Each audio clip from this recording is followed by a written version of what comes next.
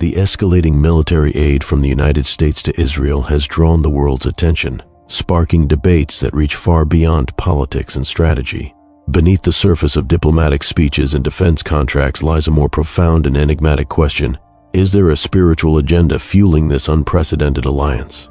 Are the halls of the White House, the shadowy corridors of the Mossad, and the secretive chambers of religious elites working in concert to pave the way for a prophecy long whispered in hushed tones, the reconstruction of the Third Temple and the rise of the false Messiah? To understand the gravity of this question, one must first grasp the significance of the Third Temple in the Jewish faith and its place in apocalyptic prophecy. The Temple, once the epicenter of ancient worship, was destroyed twice in history, leaving behind only remnants and a fervent longing among certain groups for its restoration.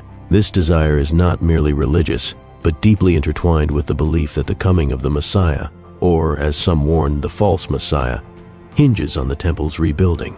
In recent years, reports have surfaced about preparations to reconstruct this sacred edifice, situated in Jerusalem's most contested and holy site, the Temple Mount. This location itself is a tinderbox of religious and political tension, revered by Jews, Christians, and Muslims alike.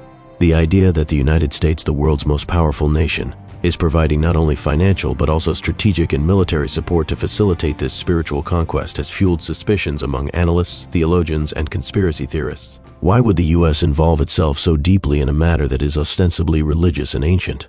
Some argue it is simple geopolitics, maintaining a strong ally in a volatile region. But others see a more intricate design, a fusion of politics, religion, and prophecy.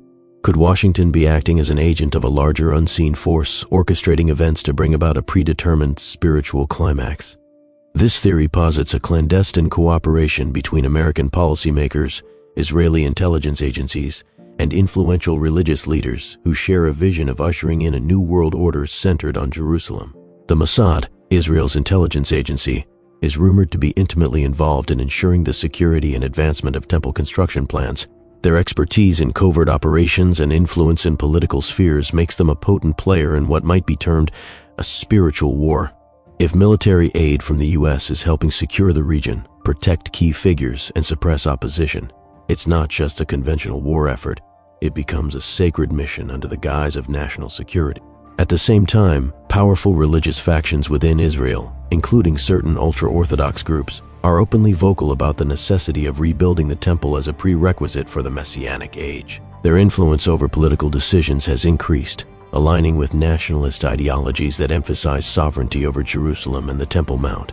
This convergence of religious zeal and political power creates a volatile mix, one that is being actively supported and perhaps even facilitated by international allies. But what of the United States' internal motivations? Beyond strategic interests in the Middle East, the rise of influential evangelical Christian groups in American politics cannot be ignored. Many of these factions believe in a prophetic timeline that includes Israel's restoration and the temple's rebuilding as signs of the impending apocalypse. Their lobbying power in Washington has grown, and their influence on policymakers shapes foreign policy decisions that seem to align with these eschatological beliefs.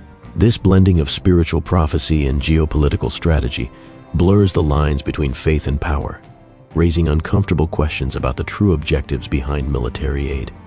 Is the U.S. government knowingly complicit in advancing a spiritual conquest that could destabilize the region and the world? Or is it an unwitting pawn in a larger game orchestrated by secret alliances and prophetic ambitions? Moreover, the reconstruction of the Third Temple is not just a physical endeavor. It symbolizes a dramatic shift in the spiritual landscape.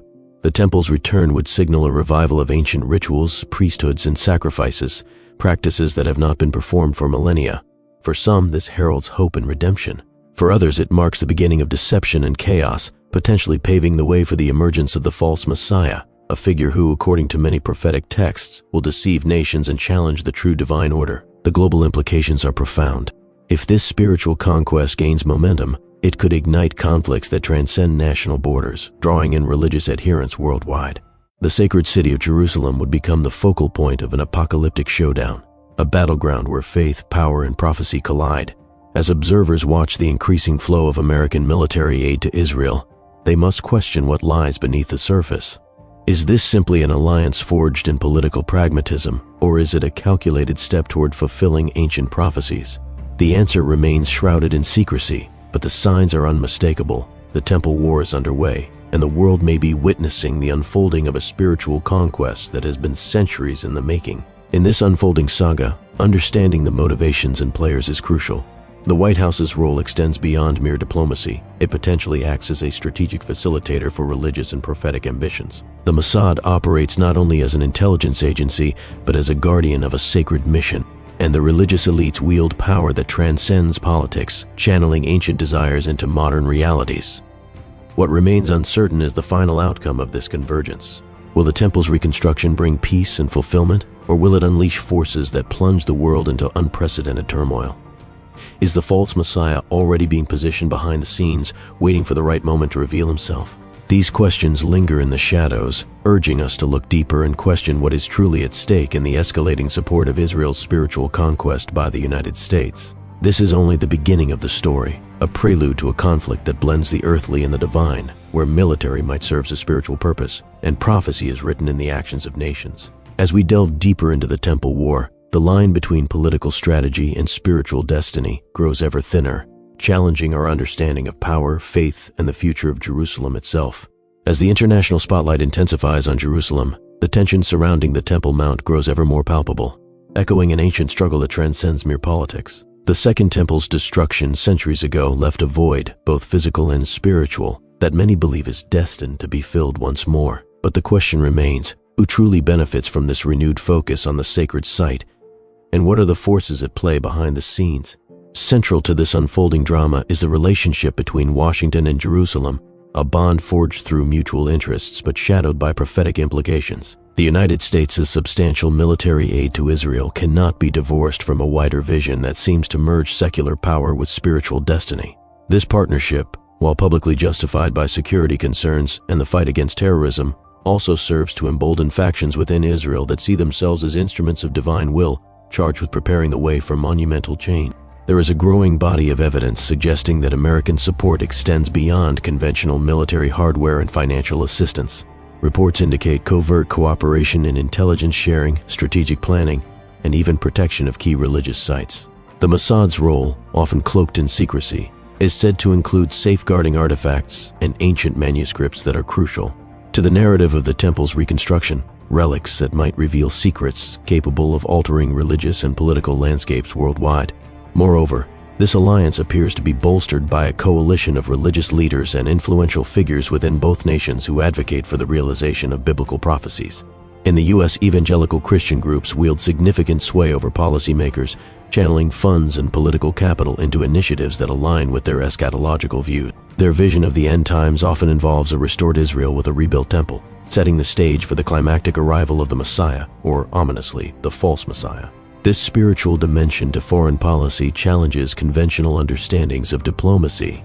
It suggests that behind closed doors, decisions are being made not only with geopolitical calculations but with a keen awareness of prophetic timelines and religious symbolism. Could it be that the White House is acting as an unwitting, or perhaps complicit participant in a divine script unfolding on the global stage? Inside Israel, the push for rebuilding the Third Temple faces fierce opposition from various quarters, including Muslim communities and moderate political factions who fear that such a move would ignite widespread conflict. Yet, the momentum among hardline religious groups remains relentless, supported by the tangible backing from U.S. military and political structures. This interplay of power and faith creates a volatile environment where the line between peacekeeping and provocation is perilously thin. The stakes are not merely local, they reverberate globally. Jerusalem is a spiritual nexus for billions, and any significant alteration to its status quo risks triggering reactions that could spiral into a broader confrontation. If the temple is rebuilt, it would signify more than a restoration of an ancient structure. It would represent the fulfillment of prophecies that many believe signal the beginning of the end. And herein lies the most chilling prospect, the rise of the false Messiah. Prophetic texts across various traditions warn of a deceiver who will emerge during tumultuous times, claiming divine authority while leading many astray. The growing alignment between political power, military force, and religious zealotry surrounding the temple's reconstruction sets a stage ripe for such a figure to gain influence. Is it mere coincidence that the timing of increased aid, intensified Israeli religious fervor, and mounting preparations for the temple align so closely with these ancient warnings? Or is this a calculated orchestration by hidden hands, weaving together strategy and spirituality to engineer a new world order under a messianic guise? Skeptics argue that these theories border on paranoia, emphasizing that international relations are complex and driven by pragmatic concerns rather than mystical ones. Yet the patterns emerging, secretive meetings, strategic alliances between religious and political leaders, and the surge in military support cannot be easily dismissed. They suggest an undercurrent of intent that transcends the obvious. For those watching closely, the Temple War is not just about territorial disputes or military might. It is a battle for the soul of humanity. The forces involved seek to control the narrative of history, to dictate the spiritual destiny of a fractured world. The implications are profound, a spiritual conquest funded by the mightiest nation on earth, carried out through the corridors of power and the sanctuaries of faith. What does the future hold? Will the third temple rise, heralding a new era of divine fulfillment? Or will its reconstruction unleash a tempest of conflict, deception, and despair? Is the United States an active architect of this spiritual conquest, or a pawn caught in a game far larger than it realizes? As the pieces move into place, only time will reveal the full scope of this unfolding saga. But one thing remains certain: the Temple War is not a distant prophecy, it is a present reality, hidden in plain sight, challenging our understanding of power, faith, and destiny.